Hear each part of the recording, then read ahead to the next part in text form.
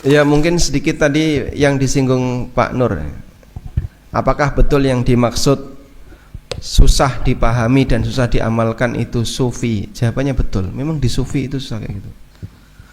Saya pernah menyampaikan sebuah kajian ya di salah satu forum. Kemudian ada salah satu jamaah yang bilang, Pak, saya itu punya teman selalu berkomentar, cara kamu dalam belajar agama itu rendahan. Lah maksudnya gimana? Cara beragama yang bagus itu sufisme. Nah, terus dia jelaskan konsep sufisme, ya bingungi gitu. Bingunginya gimana? Gimana caranya kau bisa sinkron antara lahir batin, menghadirkan keberadaan Tuhanmu dalam hati, kosongkan dirimu, tidak boleh ada satu zat apapun. Bingung itu jelasin. Itu maksudnya biar Pak. Kemudian nanti ketika beramal juga susah seperti itu.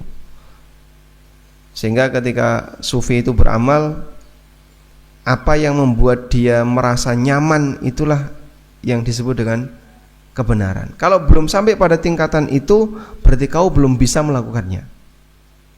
Makanya beragam cara yang dilakukan oleh orang sufi sebagai amaliyah sehari-harinya. Mungkin Pak Doso sudah pernah cerita pengalaman beliau ya. Mana Pak? Oh, ini jenengan kali Doso nggih. Kali kula nggih. Jadi ada orang yang zikir tapi badannya itu bergoyang gini Pak ya. Sambil duduk bersila, terus badannya mubeng. Sampai jamaah yang lain yang ketika mau pulang nggak bisa. Waktu itu Jumatan ya Pak. Habis Jumatan, kemudian beliau telat pergi dari masjid itu.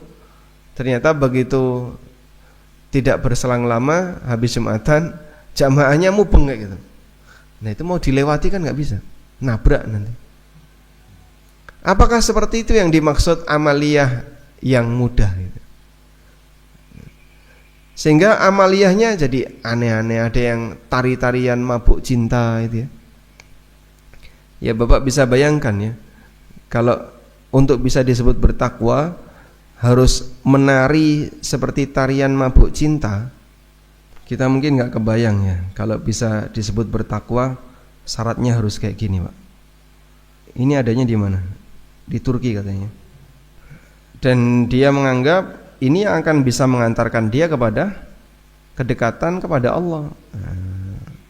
Ini ibadah Pak ini. Makin mubeng makin bagus. Ya, kayak yang warna ungu itu. Ini laki-laki semua ini. Bisa kayak gini Pak? Angel. Tujuannya apa kayak gini?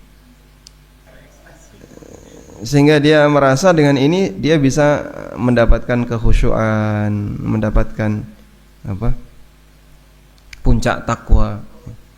Kalau ini jadi syarat untuk bisa dapat takwa, akan banyak kaum muslimin yang gagal untuk bisa mendapatkannya.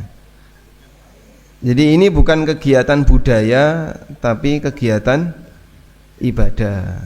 Kalau kegiatan budaya kan di tempat kita banyak tari-tarian ya. Masya Allah. Bayangnone wis mumet ya. Apalagi sing nglakoni. Jadi memang betul yang kita maksud dengan mempersulit dalam amalan adalah ketika dia membuat cara ibadah yang baru, yang tidak pernah ada dalam syariat kita, dan yang kedua sulit untuk dipahami. Jadi ketika menjelaskan itu caranya kayak gini, itu rumit sekali untuk memahami. Nah.